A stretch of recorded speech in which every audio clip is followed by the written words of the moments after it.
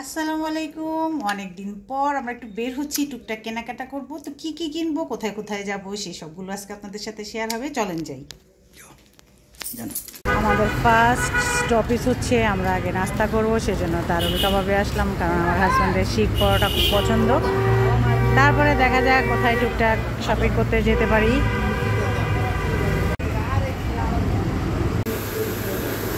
কি খাবো চিন্তা করছিলাম। কি খাবা দেখো? চাপ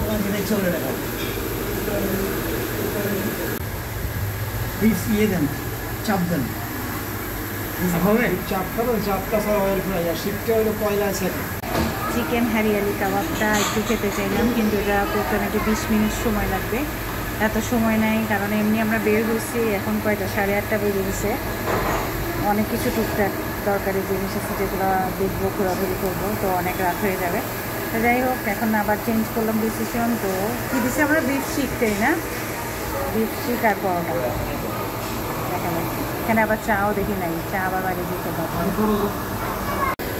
আমরা বিফ শিক, সালাদ আর পরোটা এরাও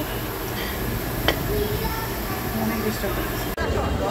নাস্তা করে আমরা চলে আসলাম গোলাম রসুল মার্কেট। এখন বাইক পার্ক করবে, তারপরে ভিতরে ঢুকবো। গোলাম রসুল পৌঁছতে পৌঁছতে আমাদের প্রায় 9:30 বেজে গিয়েছিল, কারণ বের হয়েছি ঘর থেকে দেরি করে। ব্যাগগুলো নিলাম, পলি নিতে হবে, পলিও নিচ্ছি। সেগুলো নিয়ে তারপর আমাদের 3টা পিচ্চি আছে, মানহা, মাহির আর নাফি, ওদের জন্য টুকটাক গিফট নিতে গেলাম নিচে গোলাম রসুলের নিচ থেকে। স্টেশনারি দোকানে কিন্তু অনেক গিফট পাওয়া যায়। আর এখন তো আসলে ওরা একটু বড় হয়ে গিয়েছে, খেলনা টেলনা ওরা তেমন পছন্দ করে না, আর খেলেও না সেগুলো দিয়ে, তাই ওদের দরকারি জিনিসগুলোই দেওয়ার চেষ্টা করি। এরপর সেখান থেকে গেলাম সিঙ্গারের শোরুমে, কারণ একটা এয়ার ফ্রায়ার কিনবো চিন্তা করেছিলাম, তো সেটাই দেখছিলাম।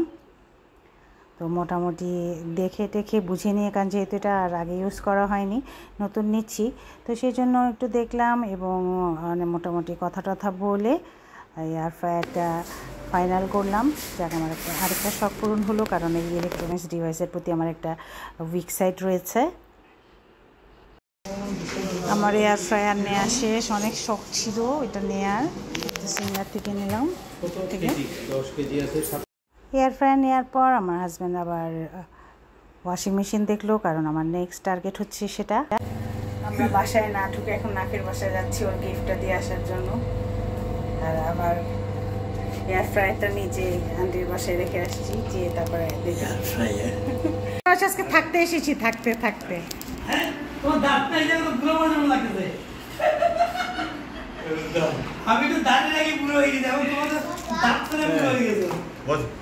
থাকতে থাকতে এসেছি, থাকতে দিবা।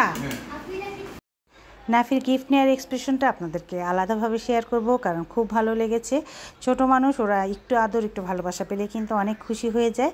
তো সবাই দোয়া করবেন আমাদের সবার জন্য, সবাই যেন সহি সালামতে থাকতে পারে। সবাইকে অগ্রিম ঈদ উল আজহার শুভেচ্ছা। আল্লাহ হাফেজ।